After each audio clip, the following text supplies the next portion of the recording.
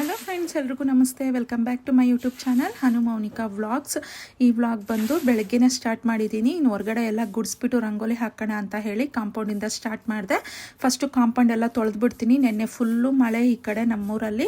ಕಾಂಪೌಂಡಲ್ಲೂ ಸ್ವಲ್ಪ ಮಳೆ ನೀರು ಬಂದುಬಿಡುತ್ತೆ. ಇನ್ನು ಇಲ್ಲಿ ಗ್ರೀನ್ ಮ್ಯಾಟ್ ಹಾಕಿದ್ನಲ್ವ, ಅದನ್ನು ತೊಳೆದ್ಬಿಟ್ಟು ಚೇರ್ಸ್ ಎಲ್ಲ ತೊಳೆದು ಒಂದು ಸೈಡ್ಗೆ ಇಟ್ಟಿದ್ದೀನಿ. ಒಣಕೊಳ್ಳಿ, ಆಮೇಲೆ ಹಾಕೋಣ ಬೇಕು ಅಂತಂದರೆ ಅಂತ ಹೇಳಿ.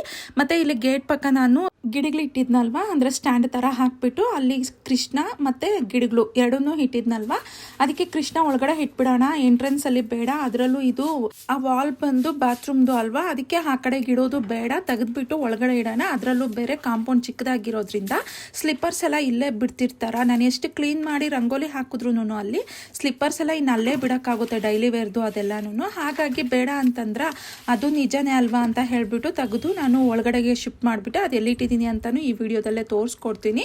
ನಾನು ಮೇಯ್ನು ಜಾತ್ರೆದಲ್ಲಿ ಆ ಕೃಷ್ಣನ ತಗೊಂಡಿದ್ದೆ. ಇಲ್ಲಿ ಎಂಟ್ರೆನ್ಸ್ ಅಲ್ಲಿ ಇಡೋಣ, ಮನೆಗೆ ಎಂಟ್ರಿ ಆಗಿದ ತಕ್ಷಣ ನಮಗೆ ದೇವ್ರು ಕಾಣಿಸಿದ್ರೆ ತುಂಬಾ ಒಳ್ಳೇದಲ್ವಾ ಅನ್ನೋ ಕಾರಣಕ್ಕೆ ನಾನು ತಗೊಂಡು ಇಟ್ಟಿದ್ದು, ಪೂಜೆ ಸಮೇತ ಅದಕ್ಕೆ ಮಾಡ್ತಾ ಇದ್ದಿದ್ದು. ಕಾಂಪೌಂಡ್ ಚಿಕ್ಕದಾಗಿರೋದ್ರಿಂದ ಒಂದು ಸ್ವಲ್ಪ ನಮಗೆ ಇಕ್ಕಟ್ಟಂತ ಅನ್ನಿಸ್ತು. ಅದರಲ್ಲೂ ಬೇರೆ ಅಂದರೆ ನಮ್ಗೆ ಮಾತ್ರ ಪೀಸ್ಫುಲ್ ಆಗಿದೆ, ಕುತ್ಕೊಳ್ಳೋದಕ್ಕಾಗಲಿ ಇಲ್ಲ ಓಡಾಡೋದಕ್ಕಾಗಲಿ ಜಾಗ ಜಾಸ್ತಿನೇ ಇದೆ.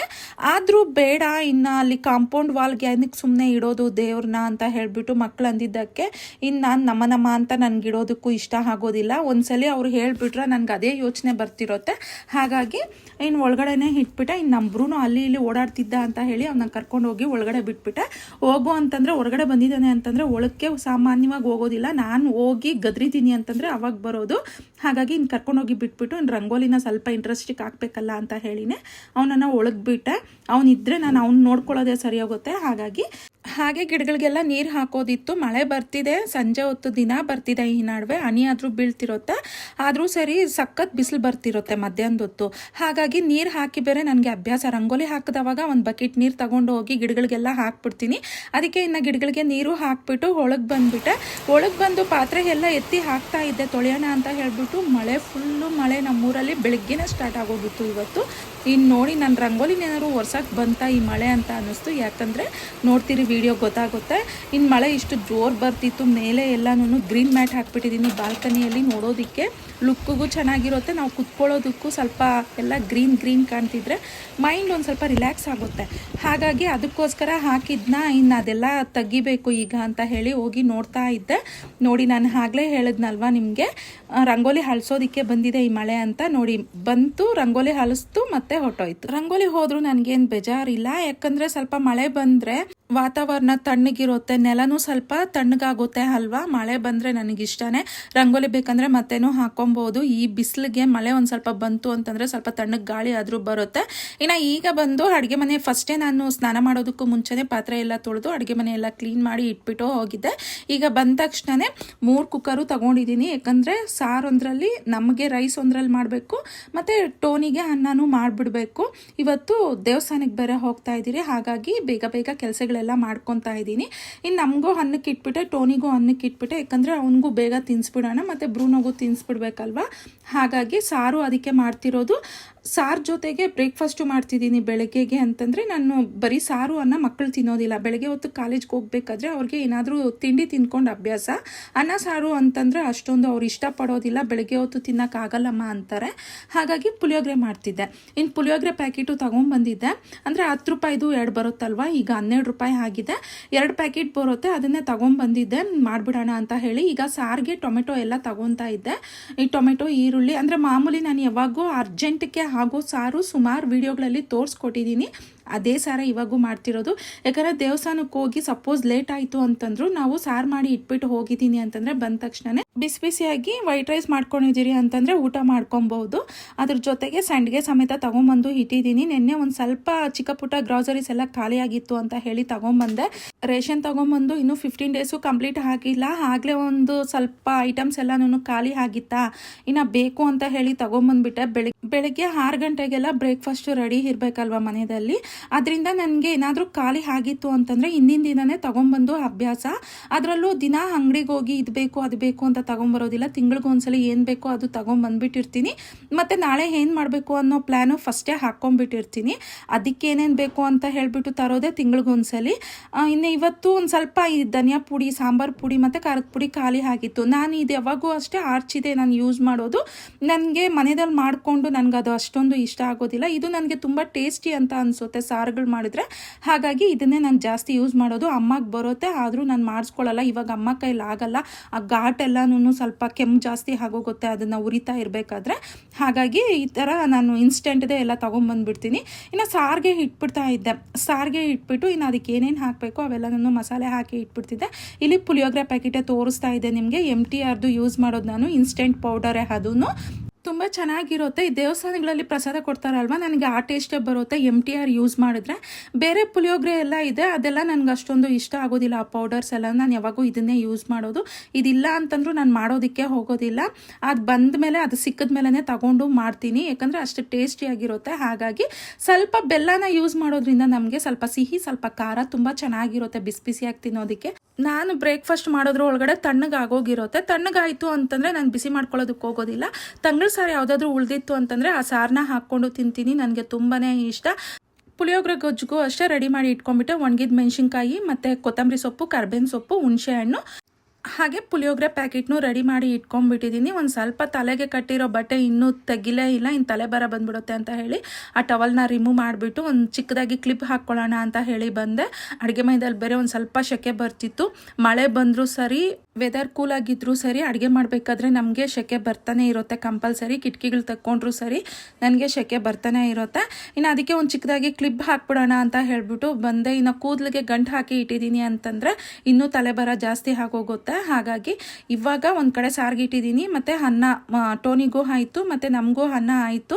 ಈಗ ಟೀ ಮಾಡಿಕೊಂಡು ಕುಡಿಯೋಣ ಅಂತ ಹೇಳಿಬಿಟ್ಟು ಟೀ ಮಾಡ್ಕೊತಾ ಇದ್ದೆ. ನಮ್ಮ ಮನೆಯವ್ರು ಸಪೋಸ್ ಬಂದರು ಅಂತಂದರೆ ಅವರು ಅನ್ನ ಸಾರು ಬೇಕಾದ್ರೆ ತಿನ್ಕೊಳ್ಳಿ, ಪುಳಿಯೋಗರೆ ಆದಮೇಲೆ ಬಿಸಿ ಬಿಸಿ ಆಗಬೇಕಾದ್ರೆ ಅದನ್ನು ತಿನ್ಕೊಬೋದು ಅಂತ ಹೇಳಿಬಿಟ್ಟೆ. ಫಸ್ಟು ಅನ್ನ ಮಾಡಿಬಿಟ್ಟು ಸಾರು ಮಾಡಿಬಿಟ್ಟೆ. ದೇವಸ್ಥಾನಕ್ಕೆ ಹೋಗ್ತಾ ಇದ್ದೀರಿ, ಚಿಕ್ಕ ತಿರುಪತಿಗೆ. ಸುಮಾರು ದಿನಗಳಿಂದ ಅನ್ಕೊತಾನೆ ಇದ್ದೀರಿ, ಹೋಗೋದಕ್ಕೆ ಆಗಲೇ ಇಲ್ಲ. ರಾತ್ರಿ ಅಂದ್ಕೊಂಡ್ರಿ, ಅದು ಮಲಗಬೇಕಾದ್ರೆ ಹಿಂಗೆ ಹೋಗಿ ಬರೋಣ ಅಂತ ಹೇಳಿಬಿಟ್ಟು. ಇನ್ನು ಅದಕ್ಕೆ ಎಲ್ಲ ರೆಡಿ ಮಾಡ್ಕೊಂಡು, ನೆನ್ನೆ ಶುಕ್ರವಾರ ಹಾಕಿರೋದ್ರಿಂದ ಎಲ್ಲ ಮನೆಯೆಲ್ಲ ಫುಲ್ಲು ಡೀಪ್ ಕ್ಲೀನ್ ಮಾಡಿದ್ದೆ. ಇನ್ನು ಇವತ್ತು ಬೆಳಗ್ಗೆ ಎದ್ದು ಪಾತ್ರೆ ಎಲ್ಲ ತೊಳ್ಕೊಂಡು ಅಡುಗೆ ಮನೆ ಕ್ಲೀನ್ ಮಾಡಿಕೊಂಡೆ. ಇನ್ನು ಮನೆ ಗುಡಿಸಿ ಮನೆ ಒರೆಸ್ಕೊಂಡ್ಬಿಟ್ಟು, ಮನೆಯಲ್ಲಿ ಪೂಜೆ ಕಂಪಲ್ಸರಿ ವಾರದ ಪೂಜೆ ಇರುತ್ತೆ. ಪೂಜೆಗೆಲ್ಲನೂ ಏನೇನು ಬೇಕೋ ಎಲ್ಲ ರೆಡಿ ಮಾಡಿ ಇಟ್ಬಿಟ್ಟಿದ್ದೆ. ಇನ್ನು ಹೂವನು ಅಷ್ಟೇ ಮನೆ ಹತ್ರ ಬಂದಿತ್ತು, ಅದನ್ನು ತಗೊಂಡ್ಬಿಟ್ಟಿದ್ದೆ. ಮಲ್ಲಿಗೆ ಹೂವನು ತಗೊಂಡಿದ್ದೆ ನಾನು ಮುಡ್ಕೊಬೋದು ಅಂತ. ಅಂದರೆ ಸಣ್ಣ ಮಲ್ಲಿಗೆ ಬರುತ್ತಲ್ವ ಅದು. ಯಾವ ಹೂವು ತೊಗೊಂಡ್ರು ಅಕ್ಕ ಹತ್ರ 20 ರೂಪಾಯಿ. ಯಾವಾಗೂ ದಿನ ಕೊಡೋರು ಆಗಿರೋದ್ರಿಂದ ನಮಗೆ 20 ರೂಪಾಯಿಗೆ ಕೊಡ್ತಾರೆ. ಈ ಹಬ್ಬಗಳ ಟೈಮಲ್ಲಿ ಇಲ್ಲ ಜಾತ್ರೆ ಟೈಮಲ್ಲಿ ಆವಾಗ ಮಾತ್ರ ಒಂದು ಸ್ವಲ್ಪ ರೇಟ್ ಜಾಸ್ತಿ 30 ರೂಪಾಯಿ ಇಲ್ಲ 35 ರೂಪಾಯಿ ಇಟ್ಟಿರ್ತಾರೆ. ಯಾಕಂದರೆ ಮಾರ್ಕೆಟಲ್ಲಿ ಹೂವು ರೇಟು ಅಷ್ಟೊಂದು ಇರೋತ್ತಂತೆ. ಹಾಗಾಗಿ ತುಂಬ ಒಳ್ಳೆಯವರು ಕಡಿಮೆಗೆ ಕೊಟ್ಬಿಟ್ಟು ಹೋಗ್ತಾರೆ. ಕನಕಾಂಬರ, ಮಲ್ಲಿಗೆ ಹೂವು, ಸಣ್ಣ ಮಲ್ಲಿಗೆ ಇದೆಲ್ಲ ತೊಗೊಂಬರ್ತಿರ್ತಾರೆ. ನನಗೆ ಬೇಕಿನ್ನು ಪೂಜೆಗೆ ಅಂತ ಹೇಳಿಬಿಟ್ಟು ಕಳ್ಸಿಕೆ ಎಲ್ಲ ಅವ್ರ ಹತ್ರನೇ ತಗೊಳ್ಳೋದು. ದಿನ ಅಷ್ಟೇ ಸಪೋಸ್ ನಾನು ಏನಾದರೂ ಎದ್ದು ಹೊರಗಡೆ ಹೋಗಿಲ್ಲ ಅಂತಂದ್ರು ಗೇಟ್ ಹತ್ರ ಇಟ್ಬಿಟ್ಟು ಹೋಗ್ಬಿಟ್ಟು ಮತ್ತೆ ಫೋನ್ ಮಾಡ್ತಾರೆ, ಇಟ್ಟಿದ್ದೆ ತಗೊಂಡ ಅಂತ ಹೇಳಿ. ನಾನು ಆಮೇಲೆ ಎಷ್ಟು ಅಂತ ಪ್ರೈಸ್ ಕೇಳಿಬಿಟ್ಟು ಅಮೌಂಟು ನಾನು ಕಳಿಸ್ಕೊಟ್ಬಿಡ್ತೀನಿ ಅವ್ರಿಗೆ. ಇನ್ನು ಸಾರು ಅಷ್ಟೇ ಆಯಿತು ನೋಡಿ, ಅದನ್ನು ಸ್ವಲ್ಪ ಸ್ಮ್ಯಾಶ್ ಮಾಡಿ ಬಿಸಿ ಮಾಡಿಬಿಡೋಣ ಅಂತ ಹೇಳಿ ಗ್ಯಾಸ್ ಮೇಲೆ ಇಟ್ಟೆ. ಒಂದು ಸ್ವಲ್ಪ ಕುದಿ ಬರಬೇಕು. ಇನ್ನು ಪುಳಿಯೋಗರೆ ಗೊಜ್ಜು ಇಷ್ಟು ಮಾತ್ರ ಆಯಿತು ಅಂದರೆ ಈ ಲಾಸ್ಟಲ್ಲಿ ನಾವು ಸ್ವಲ್ಪ ಬೆಲ್ಲ ಹಾಕ್ಕೊಂಡಿದ್ದೀರಿ ಅಂತಂದರೆ ಪುಳಿಯೋಗರೆ ಗೊಜ್ಜು ರೆಡಿ ಆಗೋಯ್ತು. ನಾನು ಅದು ಗೊಜ್ಜು ಯಾವ ರೀತಿ ಮಾಡಿದ್ದು ಏನು ಅಂತ ಹೇಳಿ ಇನ್ನು ನೆಕ್ಸ್ಟ್ ವಿಡಿಯೋದಲ್ಲಿ ತೋರಿಸ್ಕೊಡ್ತೀನಿ. ಇನ್ನು ಇಷ್ಟು ಮಾತ್ರ ಆಗಿದೆ. ಕೊತ್ತಂಬರಿ ಸೊಪ್ಪು 1-2 ಸಲ ಹಾಕಿದ್ದೀನಿ. ಅದೇನೋ ಕೊತ್ತಂಬರಿ ಸೊಪ್ಪು ಮನೆಯಲ್ಲಿ ಇತ್ತು ಅಂತಂದರೆ ಸಾಕು, ಅದು ಖಾಲಿ ಆಗೋವರೆಗೂ ಜಾಸ್ತಿ ಹಾಕ್ಕೊತಿರ್ತೀನಿ. ನನಗೆ ಆ ಫ್ಲೇವರ್ ಅಂದರೆ ತುಂಬಾ ಇಷ್ಟ. ಇನ್ನು ಅಡುಗೆ ಎಲ್ಲ ಆದಮೇಲೆ ಸ್ಟವ್ ಒಂದ್ಸಲಿ ಬೆಳಗ್ಗೆನೇ ಒಂದ್ಸಲಿ ತೊಳೆದು ಇಟ್ಟಿದ್ದೆ.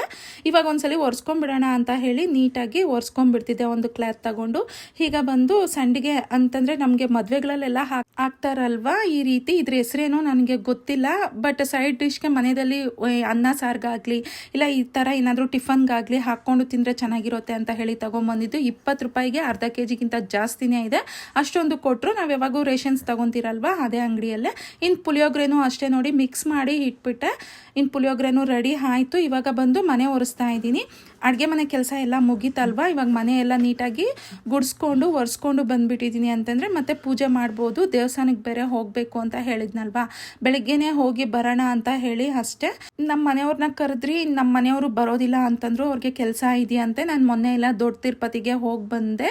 ಇನ್ನು ನೀವು ಇವಾಗ ಹೋಗಿ ಬನ್ನಿ, ನೀವು ಬಂದಿರಲಿಲ್ಲ ಅಲ್ಲ ದೊಡ್ಡ ತಿರುಪತಿಗೆ. ಅವರು ಅವ್ರ ಫ್ರೆಂಡ್ಸ್ ಜೊತೆ ಹೋಗಿದ್ರು, ಕಂಪ್ನಿಯಲ್ಲಿ ಕೆಲಸ ಮಾಡ್ತಾರಲ್ವ, ಅವರೆಲ್ಲ ಸೇರಿ ಹೋಗಿದ್ರಾ.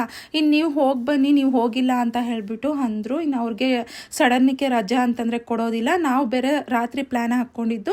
ಸರಿ ಅವ್ರು ಬರಂಗಿದ್ರೆ ನೆಕ್ಸ್ಟ್ ವೀಕ್ ಹೋಗೋಣ ಅಂತಂದರೆ ಅವರು ವರ್ಕಿಂಗ್ ಡೇಸಲ್ಲಿ ಇನ್ನು ನನಗೆ ಲೀವ್ ಕೊಡೋದಿಲ್ಲ, ನೀವು ಹೋಗಿ ಬನ್ನಿ, ಮೊನ್ನೆ ಎಲ್ಲ ದೊಡ್ಡ ತಿರುಪತಿಗೆ 3 ಡೇಸ್ವರೆಗೂ ರಜಾ ಹಾಕ್ಕೊಂಡಿದ್ದೆ ಅಂತಂದರು. ಹಾಗಾಗಿ ದೇವ್ರ ನೈವೇದ್ಯಕ್ಕೆ ಬೆಲ್ಲ ಹಿಟ್ಟೆ ಇವತ್ತು ಸಿಂಪಲ್ಕ್ಕೆ, ಅದನ್ನೇ ಇಟ್ಬಿಟ್ಟು ಪೂಜೆ ಕಂಪ್ಲೀಟ್ ಮಾಡ್ಕೊಂಡ್ಬಿಟ್ಟೆ. ವಾರದ ಪೂಜೆ ಮಲ್ಲಿಗೆ ಹೂವೆಲ್ಲ ಹಾಕಿದ್ದೆ, ನೀವೇ ನೋಡಿರ್ಬೋದು.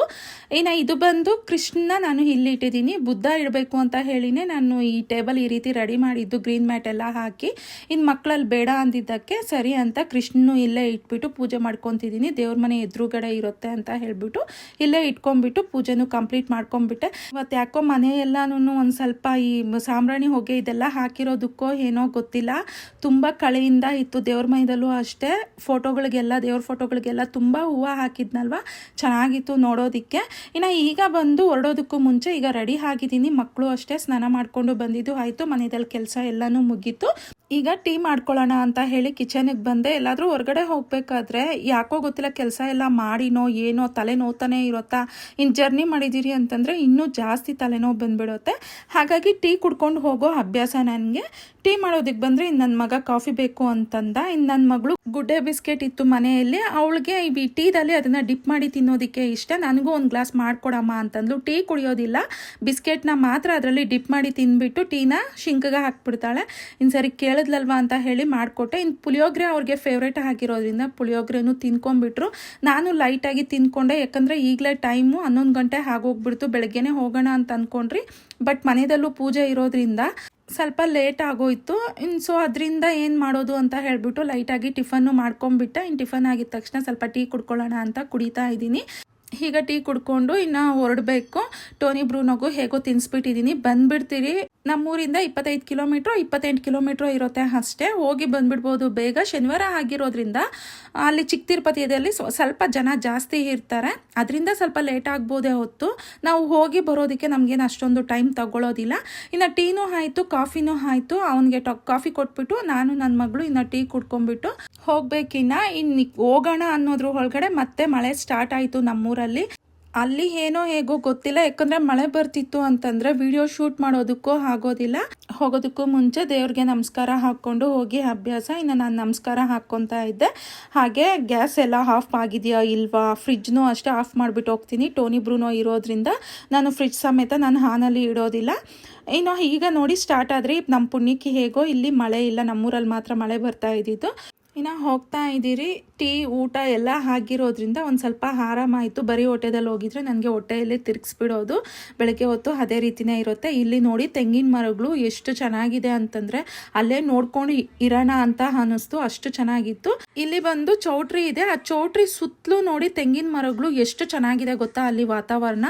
ಇಲ್ಲಿ ಬಂದರೆ ದೇವ್ರದ್ದು ಸ್ಟ್ಯಾಚು ಇದೆ ಅಲ್ಲಿ, ಆಂಜನೇಯ ಸ್ವಾಮಿದು. ಆ ಸ್ಟ್ಯಾಚು ಹತ್ರ ಇಲ್ಲಿ ನೋಡಿ ಎಷ್ಟು ದೊಡ್ಡ ಮರ, ಆ ದೇವ್ರಿಗೆ ಸಮೇತ ನರಳು ಬೀಳ್ತಿದೆ. ಆ ಮರದ್ದು ನರಳು ಬೀಳ್ತಿದೆ. ಆ ಸ್ಟ್ಯಾಚು ಅಂದರೆ ಆಂಜನೇಯ ಸ್ವಾಮಿ ದೇವ್ರ ಹಿಂದೆ ದೊಡ್ಡದಾಗಿ ದೇವಸ್ಥಾನನೂ ಇದೆಯಂತೆ, ಗೊತ್ತಿಲ್ಲ. ಇನ್ಯಾವಾಗಾದ್ರೂ ಹೋದವಾಗ ನೋಡಬೇಕು. ಈಗ ನೋಡಿ ಚಿಕ್ಕ ತಿರುಪತಿ ರೀಚ್ ಆಗೋದ್ರಿ. ಇದೆಲ್ಲ ಕನ್ಸ್ಟ್ರಕ್ಷನ್, ಅಂದರೆ ಈ ಗೋಪುರ ಎಲ್ಲ ಕನ್ಸ್ಟ್ರಕ್ಷನ್ ಆಗ್ತಿತ್ತು ಅವಾಗ ಬಂದಿರೋದು. ಸುಮಾರು ನಾವು 1.5 ವರ್ಷನೋ ಇಲ್ಲ ಇನ್ನೂ ಜಾಸ್ತಿನೇ ಆಗಿದೆಯೋ ಗೊತ್ತಿಲ್ಲ, ಅವಾಗ ಬಂದಿರೋದು. ಇವಾಗ ಬರ್ತಾ ಇದ್ದೀರಿ. ಇಷ್ಟು ಹತ್ರದಲ್ಲಿ ಇಟ್ಕೊಂಡು ನಾವು ಬಂದಿಲ್ಲ ಅಂತ ಹೇಳ್ಬಿಟ್ಟು ಬೇಜಾರು ಆಗ್ತಿದೆ. ಯಾಕಂದರೆ ಇವಾಗ ಕನ್ಸ್ಟ್ರಕ್ಷನ್ ಆಗ್ತಿರೋದ್ರಿಂದ ನಾವು ಹೋಗೋ ದಾರಿನೂ ನಮಗೆ ಗೊತ್ತಾಗ್ತಿರ್ಲಿಲ್ಲ, ಬರೋ ದಾರಿನೂ ಗೊತ್ತಾಗ್ತಿರ್ಲಿಲ್ಲ. ಫುಲ್ಲು ಕನ್ಫ್ಯೂಸ್ ಆಗ್ತಿತ್ತು. ಯಾವುದೋ ದಾರಿದಲ್ಲಿ ಹೋಗಿ ಯಾವುದೋ ದಾರಿದಲ್ಲಿ ಬರ್ತಿದ್ರು, ಎಂಟ್ರೆನ್ಸ್ ಅನ್ನೋದೇ ಗೊತ್ತಾಗ್ತಾ ಇರಲಿಲ್ಲ. ಬಟ್ ಇವಾಗ ನೋಡಿ ಎಂಟ್ರೆನ್ಸೇ ನಮ್ಮದು ಈ ಗೋಪುರ ಒಳಗಡೆಯಿಂದ ಹೋಗೋದು. ತುಂಬಾನೇ ಚೆನ್ನಾಗಿತ್ತು.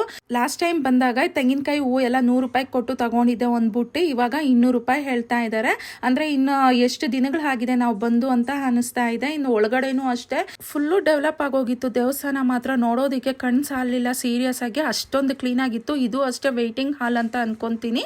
ಬಟ್ ಯಾವುದಕ್ಕೋ ಏನೋ ನನಗೆ ಗೊತ್ತಿಲ್ಲ, ಇಲ್ಲ ಹೋಮ ಏನಾದರೂ ಮಾಡೋದಕ್ಕೆ ಅಂತ ಅನ್ಕೊತಿದ್ದೀನಿ ನಾನು, ನನಗೆ ಅಷ್ಟು ಡೀಟೇಲಾಗಿ ಗೊತ್ತಿಲ್ಲ. ಮತ್ತು ಇಲ್ಲಿ ಬಂದರೆ ಅಂದರೆ ಫುಲ್ಲು ದೇವಸ್ಥಾನನ ಒಂದು ರೌಂಡ್ ಹೊಡ್ಕೊಂಡು ಬಂದು ದೇವ್ರ ದರ್ಶನ ಮಾಡಿಕೊಂಡು ನಾವು ಹೊರಗಡೆ ಬಂದುಬಿಟ್ಟಿದ್ದು. ಒಂದೊಂದು ಲಾಡು ನೋಡಿ ಒಂದೊಂದು ದೊಡ್ಡ ದೊಡ್ಡ ಮುದ್ದೆ ಬರುತ್ತಲ್ವ ಆ ಸೈಜಲ್ಲಿ ಮಾಡಿ ಇಟ್ಟಿದ್ರು ಹೊರಗಡೆ. ಇನ್ನು ದೇವ್ರ ಪ್ರಸಾದನೂ ತಗೊಂಡು ಹೊರಗಡೆ ಬಂದ್ರಿ. ದೇವ್ರ ದರ್ಶನವೂ ಅಷ್ಟೇ ನಮಗೆ ಚೆನ್ನಾಗಾಯಿತು. ಆದರೆ ಜನ ಜಾಸ್ತಿ ಇರೋದಕ್ಕೋ ಏನೋ ಫಾಸ್ಟಾಗಿ ಮೂವ್ ಮಾಡಿಬಿಡ್ತಾ ಇದ್ರು, ಅಷ್ಟು ನೀಟಾಗಿ ದೇವ್ರನ್ನ ನೋಡೋದಕ್ಕೆ ಆಗಿಲ್ಲ.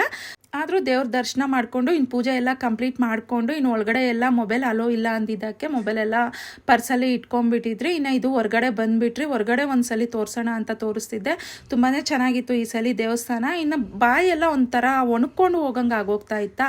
ಅಲ್ಲೇ ಏನಾದರೂ ಬೇಕ್ರಿಯಲ್ಲಿ ಒಂದು ಸ್ವಲ್ಪ ಜ್ಯೂಸ್ ಏನಾದರೂ ತಗೊಳ್ಳೋಣ ಅಂತಲೇ ನನ್ನ ಮಗ ಹೋಗ್ತಾ ಕುಡಿಯೋಣ ಅಂತಂದ. ಇಲ್ಲಿ ಫ್ರೆಶ್ ಜ್ಯೂಸ್ ಹೇಳಿಬಿಟ್ಟು ಮಕ್ಕಳು ಪನ್ನೀರ್ ಪಪ್ಸ್ ತಗೊಂಡ್ರು. ಇನ್ನು ನಾನು ಒಂದು ಸಮೋಸ ತೊಗೊಂಡೆ, ನನಗೆ ಸಮೋಸನೇ ಇಷ್ಟ ಆಗೋದು. ಇನ್ನು ಜ್ಯೂಸ್ನು ಕುಡಿದ್ಬಿಟ್ಟೆ. ಇನ್ನೇನಾದರೂ ಸ್ಪೈಸಿಯಾಗಿ ತಿನ್ನಬೇಕು ಜ್ಯೂಸ್ ಕುಡಿಬೇಕಾದ್ರೆ. ಹಾಗೆ ಇನ್ನು ಇದನ್ನೆಲ್ಲ ತಿಂದರೆ ಐಸ್ ಕ್ರೀಮ್ ಅಂತೂ ಎಲ್ಲೂ ಹೋದ್ರೂ ಬಿಡೋದಿಲ್ಲ. ಇನ್ನೊಂದು ಸ್ವಲ್ಪ ಡಿಫ್ರೆಂಟಾಗಿತ್ತು ಹೊಸವೆಲ್ಲನೂ, ಅದೆಲ್ಲ ತಗೊಂಬಿಟ್ರಿ. ಇನ್ನು ಇವಾಗ ಮನೆಗೆ ಹೋಗ್ತಿದ್ದೀರಿ. ಬೇಗನೂ ದರ್ಶನ ಆಯಿತು. ಒಂದು ಸ್ವಲ್ಪ ಹೊತ್ತು ಕುತ್ಕೊಬೋದಿತ್ತು, ಈ ಮಳೆ ಒಂದು ಸ್ವಲ್ಪ ಹನಿ ಬೀಳ್ತಿರೋದ್ರಿಂದ ಅಲ್ಲೆಲ್ಲೂ ಕುತ್ಕೊಂಡಿಲ್ಲ. ಹಾಗೆ ಹೋದ್ರಿ, ದೇವ್ರ ದರ್ಶನ ಮಾಡ್ಕೊಂಡ್ರಿ, ಪೂಜೆ ಎಲ್ಲ ಕಂಪ್ಲೀಟ್ ಆಯಿತು. ಅಂದರೆ ದೇವಸ್ಥಾನದ ಒಳಗಡೆ ಒಂದು ಸ್ವಲ್ಪ ಹೊತ್ತು ಕುತ್ಕೊಂಡು ಪ್ರಾರ್ಥನೆ ಮಾಡಿಕೊಂಡು ಎದ್ದು ಬಂದುಬಿಟ್ರಿ. ಮತ್ತು ಇದೊಂದು ಅದೇ ಹೇಳಿದ್ನಲ್ವ ಡಿಫ್ರೆಂಟ್ ಆಗಿತ್ತು ಅಂತ ಹೇಳಿ, ಇದೊಂದು ತಗೊಂಡೆ ನಾನು. ಐಸ್ ಕ್ರೀಮು ಮಿಲ್ಕು ಮತ್ತು ಚಾಕ್ಲೇಟ್ ಎರಡೂ ಮಿಕ್ಸ್ ಆಗಿ ಇತ್ತು. ಅದು ತಿನ್ನಬೇಕಾದ್ರೆ ತುಂಬ ಚೆನ್ನಾಗಿತ್ತು ಫ್ಲೇವರು. ಇದು ಬಂದು ನಮ್ಮೂರು ಹೊಸ ಬಸ್ ಸ್ಟ್ಯಾಂಡ್. ಇವಾಗ ಪ್ರೆಸೆಂಟ್ಗೆ ಹಳೆ ಬಸ್ ಸ್ಟ್ಯಾಂಡು ಇವಾಗ ನೀಟಾಗಿ ರೆಡಿ ಮಾಡೋದ್ರಿಂದ ಇಲ್ಲಿಗೆ ಶಿಫ್ಟ್ ಮಾಡಿದ್ದಾರೆ. ಮನೆಗೆ ಜಾಸ್ತಿನೇ ಹತ್ರದಲ್ಲೇ ಇದೆ ಇದು.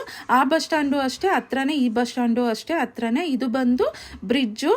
ಈ ಬ್ರಿಡ್ಜ್ ಕೆಳಗಡೆ ಟ್ರೈನ್ ಹೋಗುತ್ತೆ, ಮೇಲೆ ಬಂದು ಈ ರೀತಿ ಚಿಕ್ಕದಾಗಿ ಮಾಡಿರೋದು. ರೋಡ್ ಸ್ವಲ್ಪ ಇಕ್ಕಟ್ಟೆ, ಅದಕ್ಕೆ ಟ್ರಾಫಿಕ್ ಸ್ವಲ್ಪ ಜಾಸ್ತಿ. ಮತ್ತೆ ಈಗ ಪ್ರೆಸೆಂಟ್ಗೆ ನಮ್ಮೂರು ಬಸ್ ಸ್ಟ್ಯಾಂಡು ಇದೆ, ಹೊಸ ಬಸ್ ಸ್ಟ್ಯಾಂಡು ರೆಡಿ ಆಗ್ತಿದೆ. ಟೈಮ್ ಇನ್ನೂ ಸ್ವಲ್ಪ ಜಾಸ್ತಿನೇ ತಗೊಬೋದು, ಯಾಕಂದರೆ ಜಾಸ್ತಿ ದೊಡ್ಡದಾಗಿ ಮಾಡ್ತಿದ್ದಾರೆ. ಇನ್ನು ಇವತ್ತಿನ ವ್ಲಾಗ್ ಇಲ್ಲಿಗೆ ಎಂಡ್ ಮಾಡ್ತಾ ಇದ್ದೀನಿ. ನಿಮ್ಗೆಲ್ರಿಗೂ ಇಷ್ಟ ಆಗಿದೆ ಅಂತ ಅನ್ಕೊತಿದ್ದೀನಿ. ಇಷ್ಟ ಆಗಿದ್ರೆ ಪ್ಲೀಸ್ ಲೈಕ್, ಶೇರ್, ಸಬ್ಸ್ಕ್ರೈಬ್ ಮಾಡಿ. ನಾಳೆ ಇನ್ನೊಂದು ವ್ಲಾಗಲ್ಲಿ ಸಿಗ್ತೀನಿ. Thank you for